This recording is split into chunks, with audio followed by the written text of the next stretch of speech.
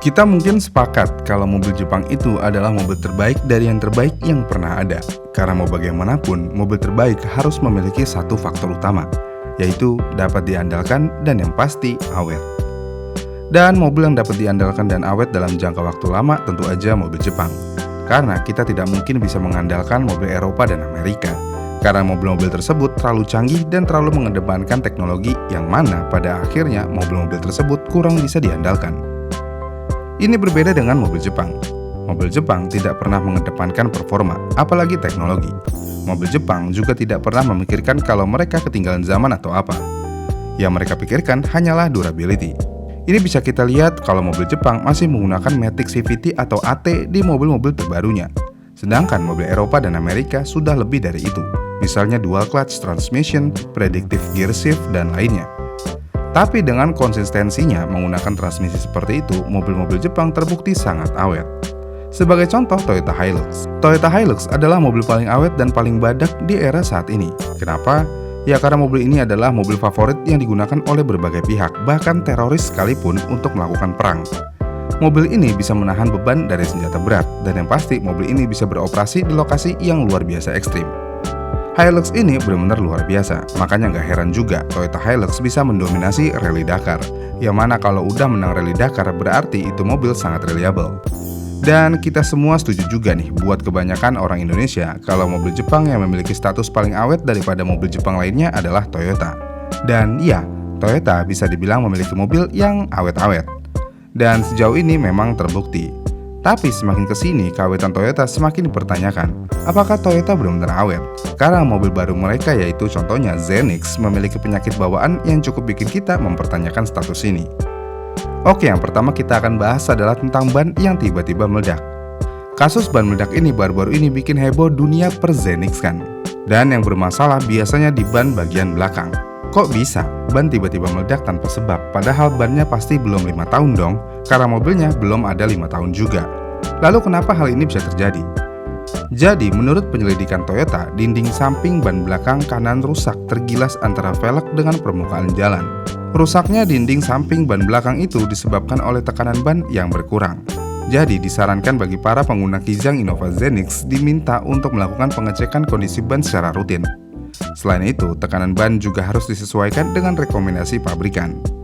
Sebagai informasi tambahan, Kijang Innova Zenix memiliki 3 versi ukuran ban. Untuk Kijang Innova Zenix 2.0G CVT dan 2.0G Hybrid menggunakan ban berukuran 205/65R16. Kemudian untuk Innova Zenix 2.0V dan Innova Zenix Hybrid V Modelista menggunakan 215/60R17. Selanjutnya untuk Innova Zenix Hybrid QTSS dan Innova Zenix QTSS Modelista bannya 225/50R18. Dan dalam buku panduan manual Kijang Innova Zenix ban berukuran 16 inch dengan jumlah penumpang hingga 6 orang, ban depan tekanannya 33 PSI dan ban belakang 33 PSI.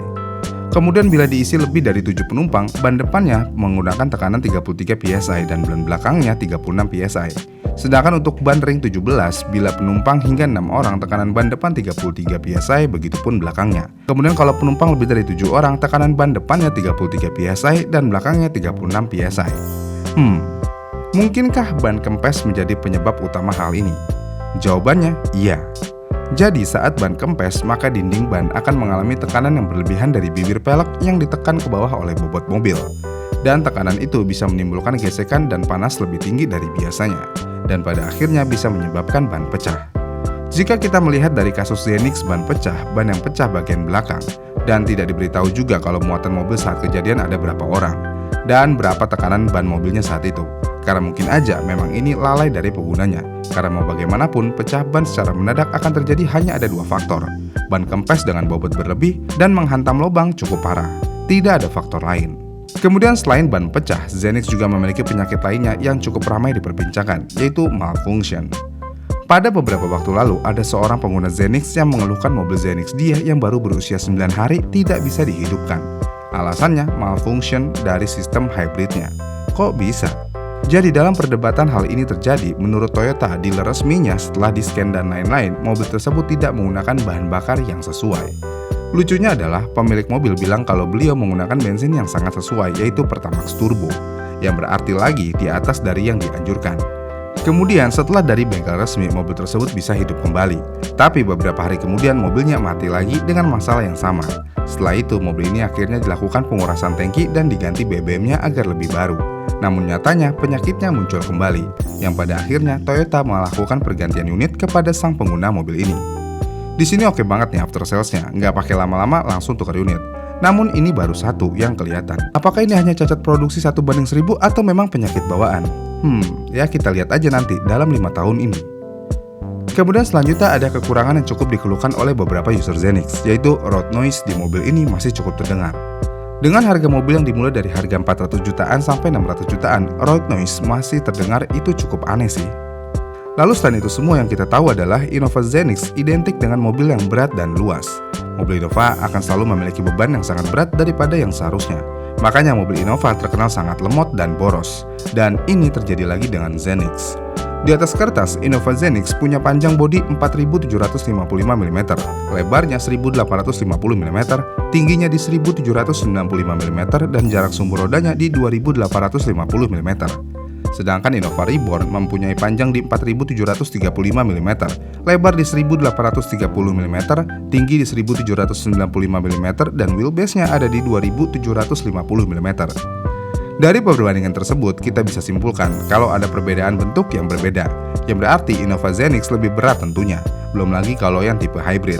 Mobil hybrid di Zenix menggunakan baterai jenis NiMH atau Nickel Metal Hydrates yang membuat bobotnya jauh lebih berat ketimbang varian non-hybrid. Jadi udah berat, untuk varian hybridnya ya semakin berat. Akibatnya apa? Boros? Tentu aja tidak. Karena ini hybrid ya tidak boros, tapi varian non-hybrid ya masih 11-12 sama versi Reborn. Jadi ya selain konsumsi bahan bakar dengan bobot yang berat ini, Zenix akan memiliki akselerasi yang lebih lambat, khususnya di jalan yang rusak atau katakanlah off-road. Innova Zenix mau yang hybrid ataupun non-hybrid kesulitan untuk menerobos jalan-jalan rusak atau yang non-aspal. Kenapa bisa? Jadi Innova Zenix ini memakai struktur rangka Toyota New Global Architecture yang berkode GAST dan sistem penggerak FWD. Kalau udah FWD dan bebannya berat, maka jalanan rusak ataupun tanjakan yang ekstrim, maka mobil tersebut bakalan KO. Jadi iya, Zenix memang untuk mobil di jalan kota aja. Itulah keluhan yang terjadi selama ini untuk mobil Zenix. Apakah ini mobil masuk dalam kategori mobil awet? Tentunya masih iya untuk saat ini, karena belum ada masalah yang berarti kecuali varian hybridnya ya. Kita sepakat kalau mobil hybrid tidak akan seawet mobil konvensional atau non-hybrid. Mungkin saat ini mobil hybrid akan terlihat baik-baik aja, namun bagaimana nantinya? Tentu aja akan mengalami kerewelan yang luar biasa, karena hybrid memiliki masa pakai yang cukup singkat. Yang mana jika penggunanya tidak bisa mengakomodir perawatan hybrid ini, maka mobil hybrid akan terlihat penyakitan. Padahal faktanya mobil hybrid memang memerlukan perawatan yang lebih spesial daripada mobil konvensional. Tapi satu pertanyaan lainnya dan terakhir, apakah Zenix ini overpriced?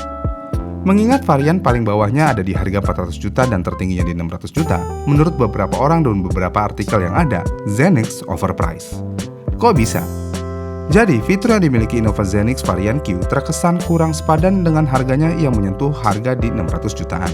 Pengaturan kursi pengemudi contohnya masih manual, sementara Innova Zenix versi India yang bernama Innova Hi-Cross sudah elektrik, bahkan sudah menggunakan memori. Selain itu, joknya juga untuk versi India sudah dilengkapi sistem ventilasi dan sistem koneksi yang lebih canggih yang dapat menghidupkan kendaraan via ponsel. Bahkan versi India sudah menggunakan tirai jendela belakang dan sistem audio dari JBL. Sedangkan untuk versi Indonesia, kualitas material pembungkus jok juga biasa aja. Begitu juga kualitas material pada tombol dan tuas kontrol di dashboard semua terkesan biasa aja. Selain itu, kekurangan juga bisa ditemukan pada kualitas material dudukan monitor rear seat entertainment yang jika posisinya tidak pas akan mengeluarkan bunyi-bunyian yang cukup mengganggu konsentrasi berkendara, dan lainnya. Jadi jika melihat lebih detail, mobil ini dirasa oleh banyak orang overpriced. Tapi balik lagi, overpriced akan bisa timbul jika uang kita pas-pasan. Jika uang kita melebihi dari apa yang dimiliki, maka tidak ada kata overpriced. Contohnya di hypercar seperti Bugatti dan Koenigsegg. Apakah ada yang bilang mobil tersebut overpriced? Tentu saja tidak, karena yang membeli mobil tersebut memiliki harta yang jauh daripada mobil itu. Ini berbeda dengan mobil reguler. Ya itu sih balik lagi ke preferensi masing-masing. Itulah Innova Zenix, mobil Toyota overpriced dan kurang reliable. Setuju nggak? Komen di kolom komentar di bawah ya, dan sampai jumpa di video selanjutnya.